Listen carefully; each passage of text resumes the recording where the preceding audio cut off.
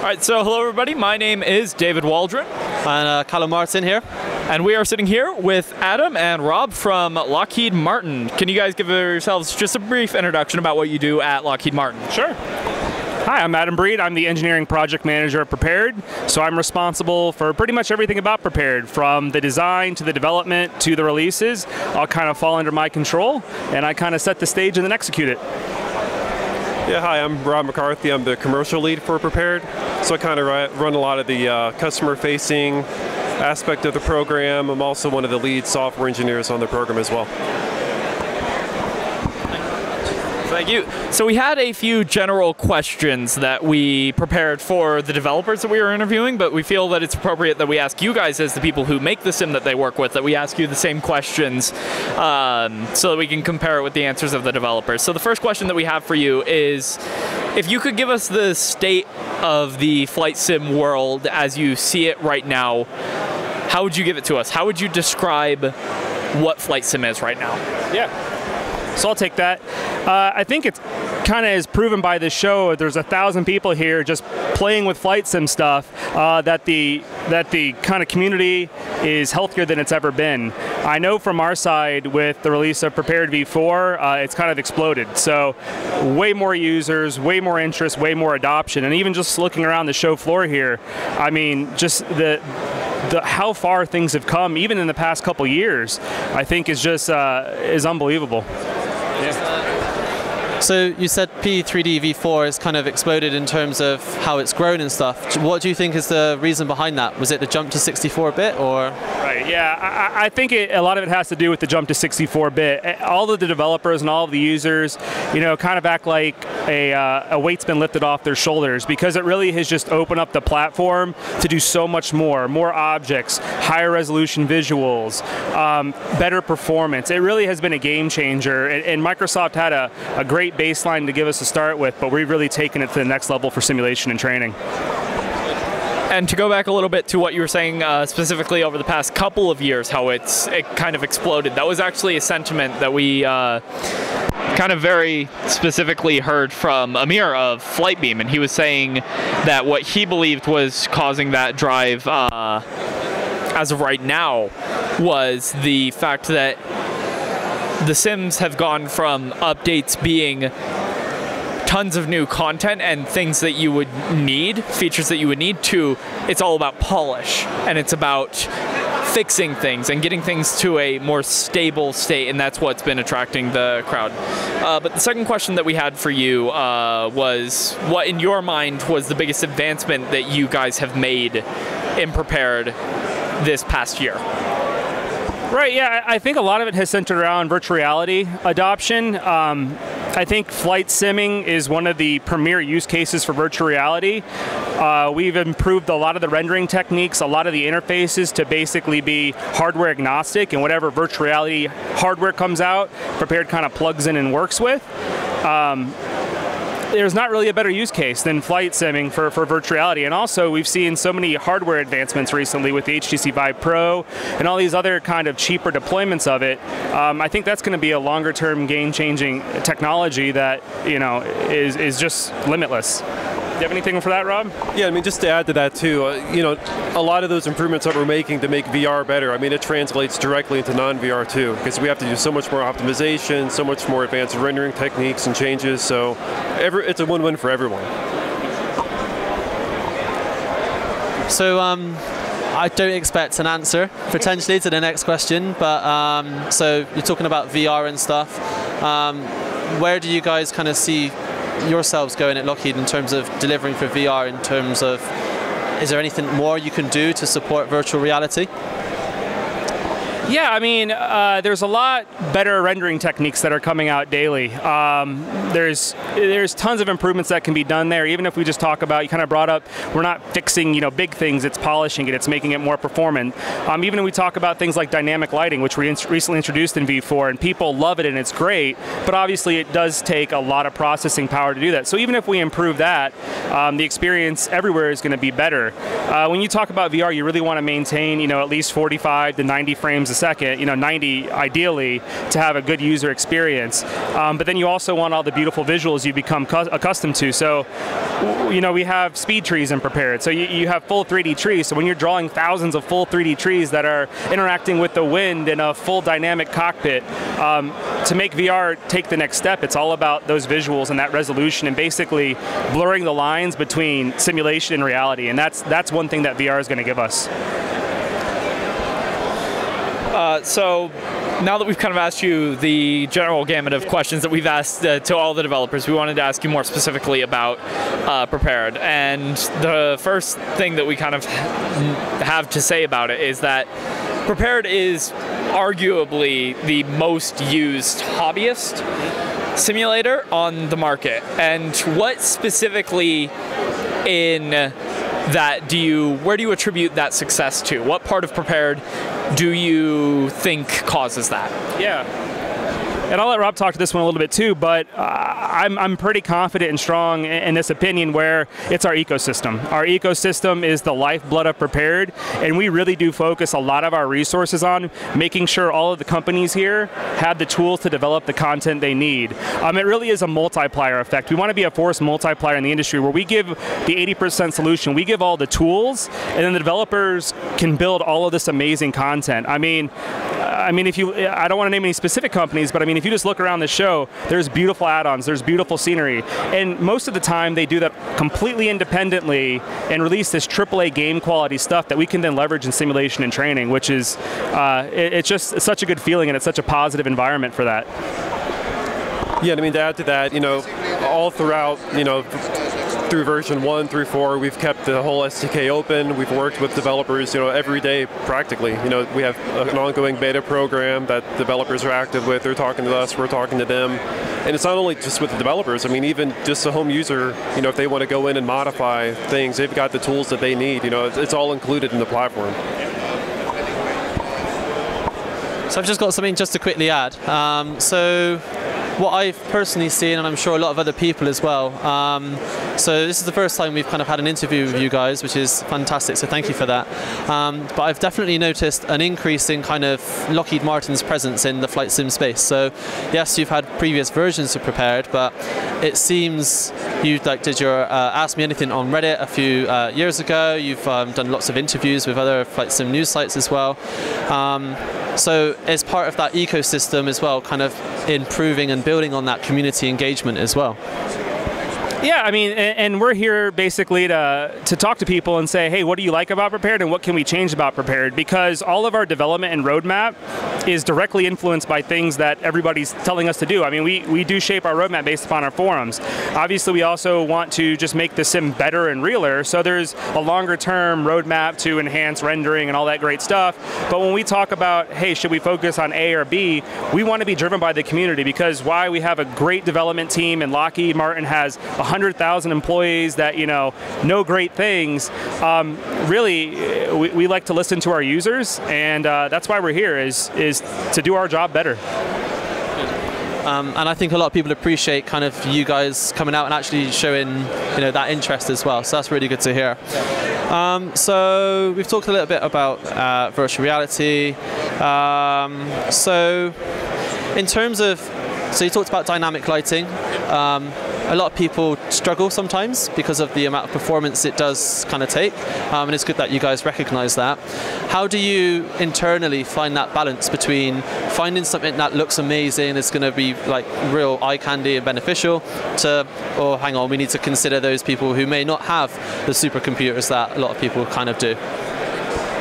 Yeah, I think from our perspective, we want to kind of open the floodgates. Obviously, that sometimes comes at a cost, because we also want to support all of the users that don't have the highest end graphics cards.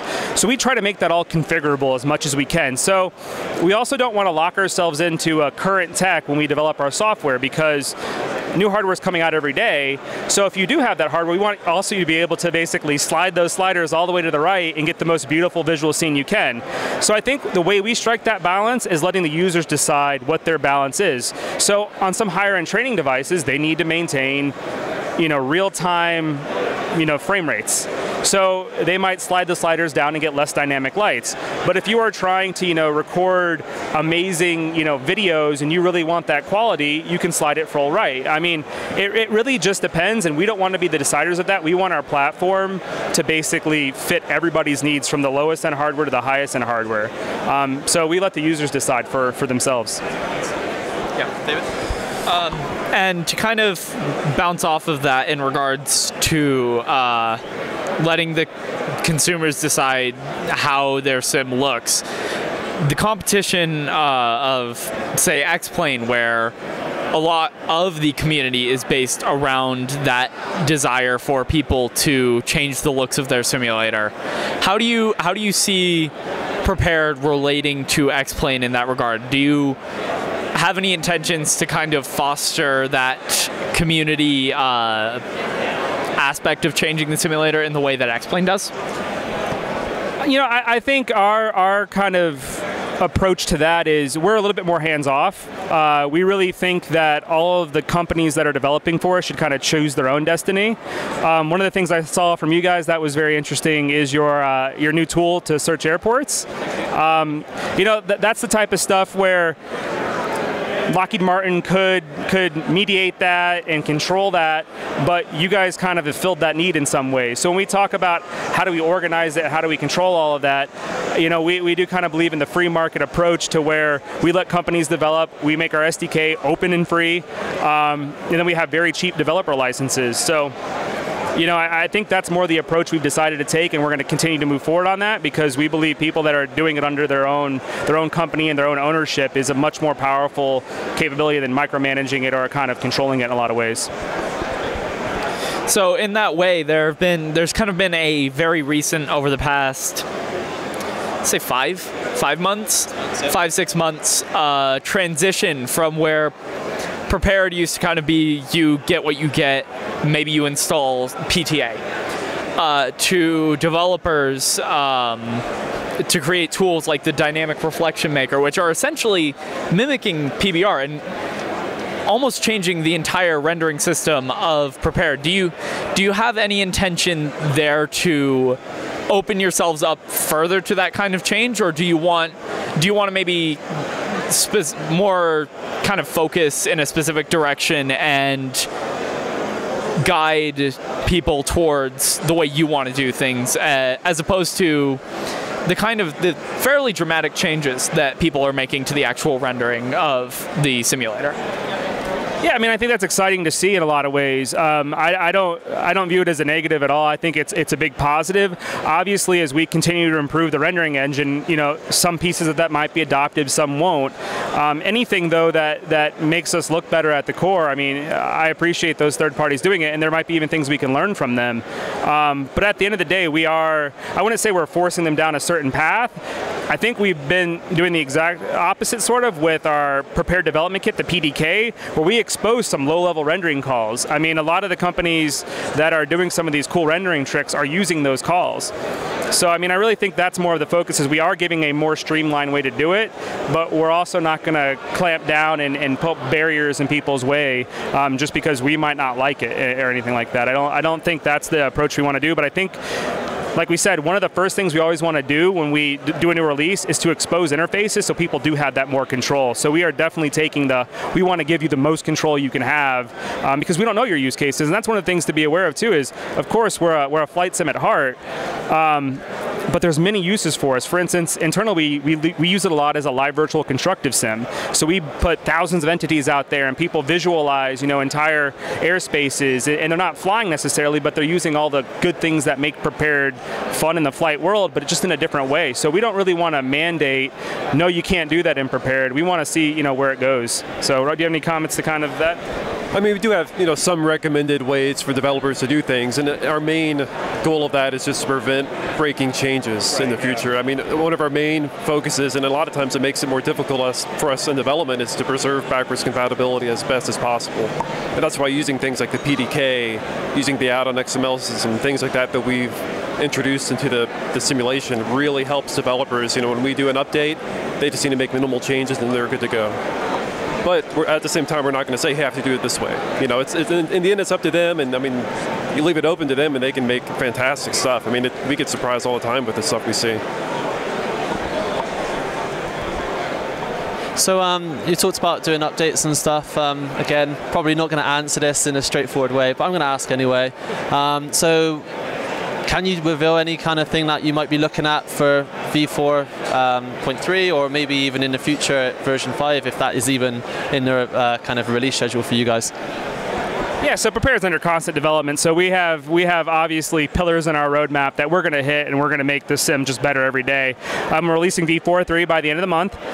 You're going to see some improvements to VR. One of the big things we've got requested for VR is to be able to see panels in VR, 2D panels. So you'll start seeing ways to put more content in VR. So you're just not seeing the 3D space, but you're introducing other content to basically stimulate and give you more information in different ways.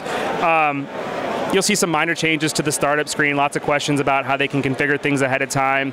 We added, in the airport select screen, you now have a preview of the airport and the map in that, so you can see the runways. So there's little kind of incremental things. We'll also be including a brand new aircraft in v4.3. It's a Lockheed Martin aircraft. We're not ready to say what it is exactly yet, but it's big and it's cool. So you'll see that coming in v4.3. So there's just more SDK enhancements and more openness, and there's tons of bug fixes, minor ATC tweaks. So v4.3 is going to be a great point release. We're really excited for it, and then we'll keep working on the next releases. Obviously, future major versions are something that take a long time to develop, but obviously Prepared's not slowing down anytime soon. Lockheed is full behind in making sure Prepared is successful. It's never been healthier than it is right now, so everybody should feel encouraged, and we'll keep making some good headway there. I think that's it from us. David, do you have any other questions? No, I think I'm good for right now. Yeah. Excellent. So my final question, so you've kind of been walking around, having a look at different stores and stands and exhibitors.